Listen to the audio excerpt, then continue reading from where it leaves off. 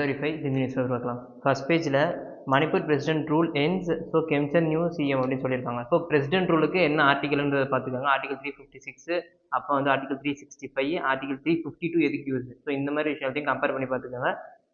Plus பர்ஸ்பெக்டிவ்ல ரொம்ப யூஸ்ஃபுல்லாக இருக்கும். அண்ட் தென் வந்து மணிப்பூர் வந்து எப்போ வந்து ஸ்டேட் ரீஆர்கனைசேஷன் ஆக்ட் கீழே வந்து ரெக்கக்னைஸ் பண்ண ஆரம்பிச்சாங்க, அதுக்கு வந்து எப்போ யூனியன் டெரிட்டரி ஸ்டேட்டஸ் வந்து ஸ்டேட் கொடுத்தாங்க, இந்த மாதிரி விஷயம் எல்லாமே தெரிஞ்சிருக்கும். ஓகேவா? ஸோ இதெல்லாம் பார்த்துக்கோங்க. ஏன்னா ஃபிலிம்ஸ் வர்றதுனால இப்போ மோஸ்ட்டாக ஃபிலிம்ஸ் ஃபேக்ட் ஓரியன்டாக அதிகமாக மூவ் பண்ணலாம் நம்ம. ஓகேவா? ஸோ நெக்ஸ்ட் வந்து அது லெஃப்ட் சைட்லேயே சயின்ஸ் பேஜ் பார்த்தீங்கன்னா அதில் வந்து Indian scientist make affordable dipstick test to track AMR. So anti microbial resistance basic definition பார்த்தாங்க. ஏன்னா இந்த மாதிரி சிம்பிளான வேர்டு கொடுத்துட்டு அதுக்கு டெஃபினேஷன் கேட்கறது ரொம்பவே ஒரு பேசிக்கான யூபிஎஸோட ஸ்ட்ராட்டஜியாக இருக்குது. ஸோ ஏஎம்ஆர்னா என்ன, அண்ட் தென் வந்து ஏஎம்ஆருக்கு ரிலேட்டாக ஏதாவது நேஷனல் மிஷன் இருக்கா, அந்த மாதிரி லைட்டாக பார்த்து வச்சுக்கோங்க. ஸோ சென்னையில் வந்து ரெட் லைன் கேம்பெயின் சொல்லிட்டு ஒன்று பண்ணியிருப்பாங்க. ஸோ இந்த மாதிரி விஷயம் லைட்டாக தெரிஞ்சிருந்தா போதும். ஓகேவா? அண்ட் தென் வந்து பேஜ் நம்பர் 1 வந்து denied phone use 3 minor child jump off balcony in Ghaziabad.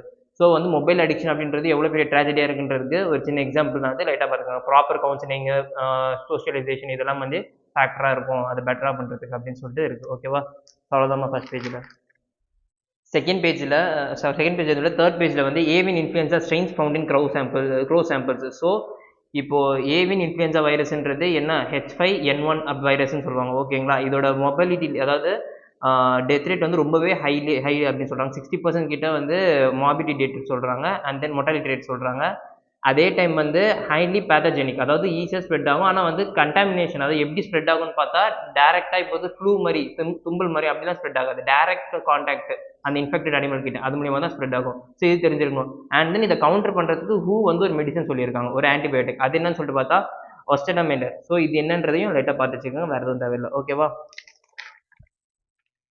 Next வந்து பேஜ் நம்பர் 8ல் ஜாயினிங் ஹேண்ட்ஸ். ஸோ இந்த பிஜேபி இது வந்து மோஸ்ட்டாக பொலிட்டிக்கல் நியூஸ் மாதிரி அது தேவையில்லை. Next budget and interdative for physical consultation. So இப்போ ஃபினான்ஸ் கமிஷன் வந்து 16 ஃபார்ம் பண்ணியிருக்காங்கல்ல. ஸோ யார் தலைமையில் ஃபார்ம் பண்ணாங்க? ஸோ அரவிந்த் பனாகிரியா கீழே தான் ஃபார்ம் பண்ணியிருக்காங்க. ஸோ இதில் இருக்க க்ரைட்டீரியாஸ் சில சேஞ்சஸ் நிறையவே வந்து சேஞ்ச் ஆயிருக்கு. ஓகேவா? 15th ஃபினான்ஸ் கமிஷனும் 14th ஃபினான்ஸ் கமிஷனுக்கும் இந்த ஆர்டிகல் ஃபுல்லாகவே வந்து ஃபிசிக்கல் கன்சல்டேஷன் பற்றி பேசியிருக்காங்க. ஸோ ஃபிசிக்கல் கம்ப்ளீட்டாக மெயின்ஸ் டாபிக். நம்ம ஜிஎஸ்டி கலெக்ஷன் வந்து எக்ஸ்பெக்டட் ரேட்டை விட கம்மியாக இருக்குன்னு தெரிஞ்சுக்கிட்டா போதும். Indirect tax and direct collection, central gross tax collection வந்து எதிர்பார்த்ததை விட டீசெண்டாக அதிகமாகவே இருக்குது. ஆனால் ஜிஎஸ்டியோட எக்ஸ்பெக்டட் வந்து வரல அப்படின்னு சொல்கிறாங்க. ஓகேவா? ஸோ இப்போ இந்த பட்ஜெட் இப்போ வந்து ஃபினான்ஸ் கமிஷன் வந்து ஃபார்ம் பண்ணுறாங்க. ஆர்டிகல் 280 பிரசிடென்ட் ஃபார்ம் பண்ணாங்க. 5 years வந்து இதெல்லாம் தெரிஞ்சிருக்கணும். அண்ட் தென் இப்போ சேர் பண்ணுறாங்கன்னா அவங்க வந்து ஒரு கிரைட்டீரியாஸ் வச்சிருப்பாங்க. இப்போ லாஸ்ட் டைம்ல இருந்து டேக்ஸ் அண்ட் ஃபிஸ்கல் எஃபர்ட்ஸ்னு ஒரு கிரைட்டீரியா இருக்கும். அதுக்கு 10% வெயிட்டேஜ் கொடுத்துருந்தாங்க. அது இப்போ கம்ப்ளீட்டாக ரிமூவ் பண்ணிட்டாங்க. அதுக்கு பதில் புதுசாக ஒரு கிரைட்டீரியா ஆட் பண்ணிருக்காங்க. ஏன்னா contribution to GDP. UPSC last year வந்து எந்த கிரைட்டீரியா வரும்னு சொல்லிட்டு கொஸ்டின் கேட்டிருக்காங்க. ஸோ மஸ்ட் இதெல்லாம் தெரிஞ்சிருக்கணும். ஓகேவா? ஸோ இப்போ வந்து கான்ட்ரிபியூஷன் டு ஜிடிபி தான் வந்து இருக்கு, டேக்ஸ் டு ஃபிசிக்கல் எஃபர்ட்ஸ் கிடையாது. ஓகேவா? அதே மாதிரி அதுக்கப்புறம் வந்து இன்கம் டிஸ்டன்ஸோட கிரைட்டீரியாவோட வெயிட்டேஜை குறைச்சிருக்காங்க, பாப்புலேஷனோட வெயிட்டேஜை குறைச்சிருக்காங்க. ஸோ இந்த மாதிரி நிறைய விஷயத்துல சேஞ்சஸ் நடந்திருக்கு. ஸோ அதெல்லாம் எந்தெந்த ஏரியாஸ்ன்றது நல்லா பார்த்து வச்சுக்கணும். ஓகேவா? நெக்ஸ்ட் வந்து கீழே ஜெனரேஷன்ஸ் அப்பார்ட் இருக்குல்ல, இதுவுமே வந்து மோஸ்ட் ஆஃப் பொலிட்டிக்கல் நியூஸ் அந்த ஸ்டேட் இது டென்னிஸ் ரிலேட்டடாக இருக்க நியூஸ். ஓகேவா? ஸோ தேவையில்லை. அந்த வந்து US trade deal gains from economic diplomacy.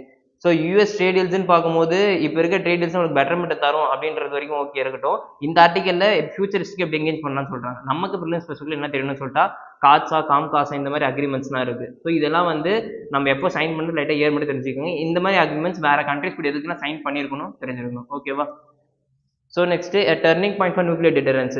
So இதில் வந்து என்ன சொல்லியிருக்குன்னா வந்து நேட்டோ வந்து EU மெம்பர், அதாவது வந்து நேட்டோ மெம்பராக இருக்க யூஎஸ்ஏ வந்து கிரீன்லாண்ட் நேட்டோ மெம்பராக இருக்க கிரீன்லாண்டை எடுக்க போகிறது, மிலிட்ரி ஆக்குபை பண்ணுறதுன்றது வந்து நேட்டோ வந்து டிஸ்மேண்டில் பண்ணுறதுக்கு நிறைய சான்சஸ் இருக்குன்னு சொல்கிறாங்க. ஸோ நேட்டோ எப்போ ஃபார்ம் பண்ணாங்க, நேட்டோவில் ரீசெண்டாக ஆட் ஆகின மெம்பர் என்ன, 2023 யூபிஎஸ்சி நேட்டோட ரீசெண்ட் மெம்பர் யாருன்னு ஒரு கொஸ்டின் கேட்டிருந்தாங்க.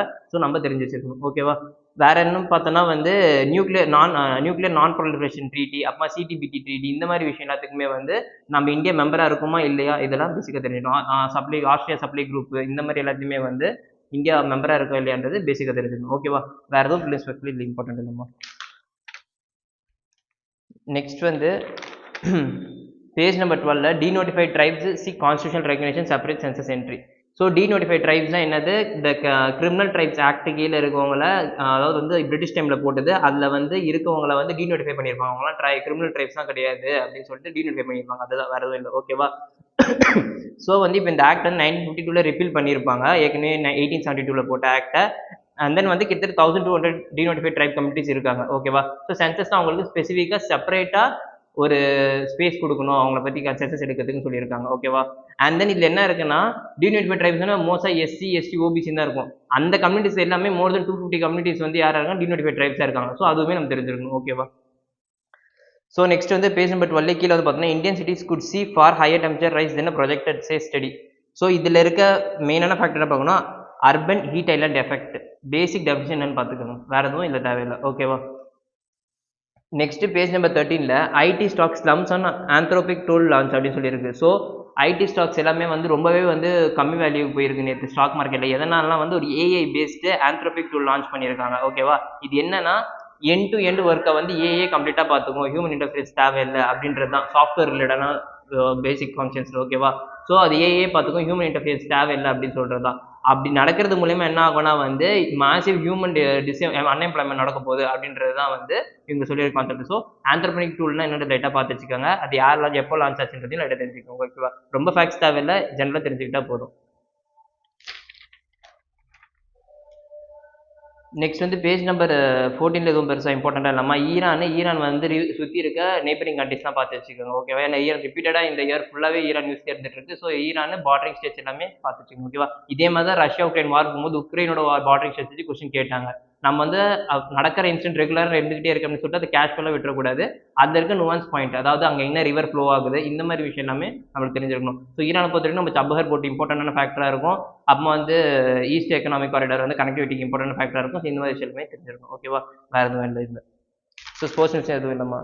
ஸோ இன்னைக்கு டிஸ்கஸ் பண்ண ஆர்டிகல்ஸ் இல்லை அது ரிலேட்டடான டாபிக்ஸ் எல்லாமே வந்து ஐகிட் ஐஎஸ் டெலிகிராம் சேனலில் ப்ரிசஸாக ரன் ஆகும். அட்டன் பண்ணுங்கள். ஆக்டிவ் காலிங் பெட்டராக இருக்கும். ஓகேவா? தேங்க்யூ.